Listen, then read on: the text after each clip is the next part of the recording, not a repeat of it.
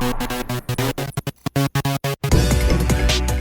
what's up everybody? This is Dom, and today we are taking a look at iOS 7. This is finally available to the public, and I just wanted to give everybody out there a quick overview on some of the new features, the new look and design. Obviously, this looks a lot different, so let's not waste any more time and jump right into some of this here. The first thing we're going to look at is the Messages app, and as you can see here, we have a completely different layout and design.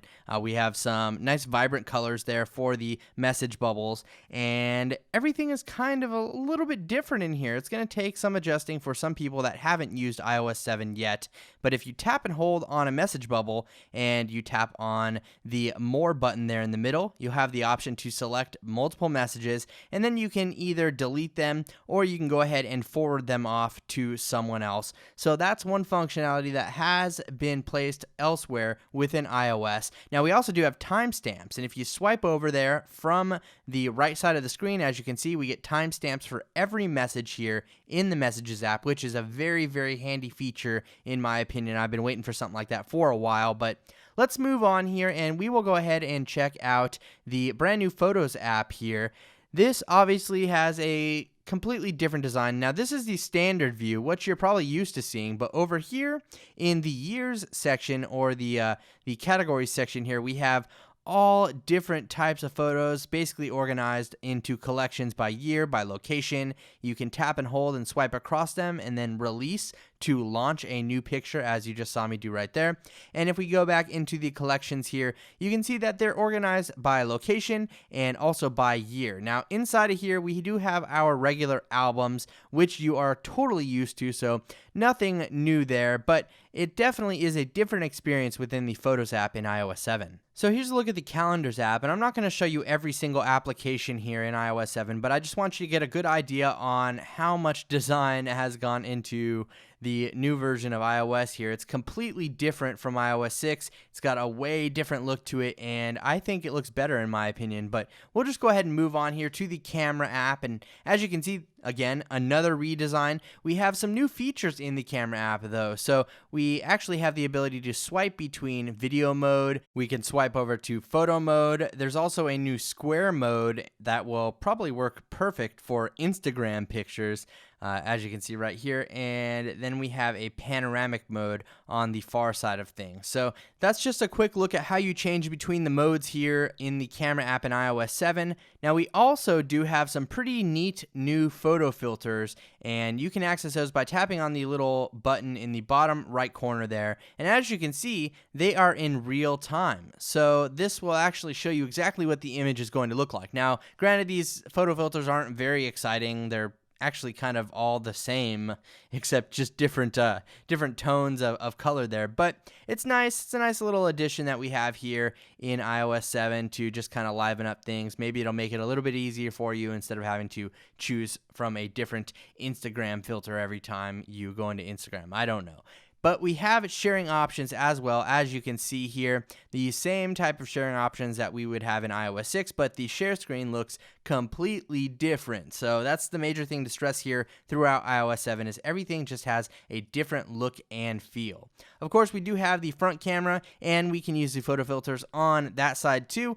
And then if you go ahead and select around, as you can see, they just change in real time. And the middle filter there is actually the normal mode, so that will turn off the photo filters there for you.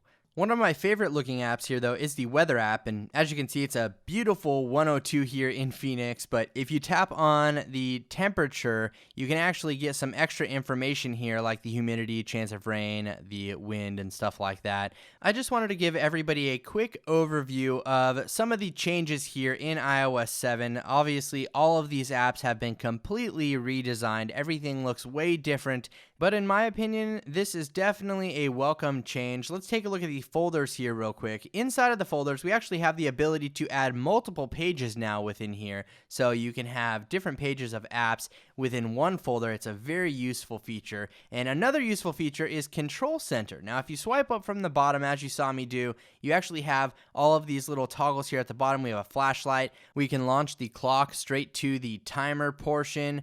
We also do have the ability to launch the calculator. And then finally at the bottom, we can launch the camera. Now, you can't customize those down there.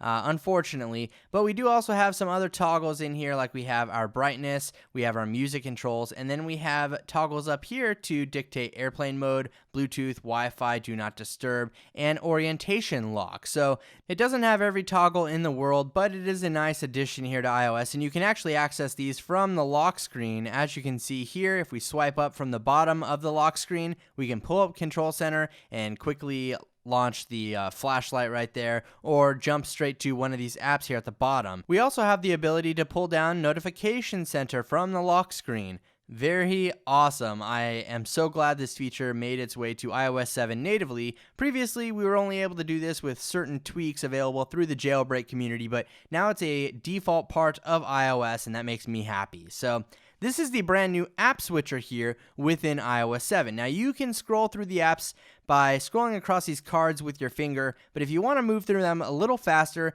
use the icons at the bottom. As you can see, that flows a lot faster than just swiping across the cards at the top, and you can swipe up to close an app. It's very simple. You can even close two apps if you swipe up with two fingers.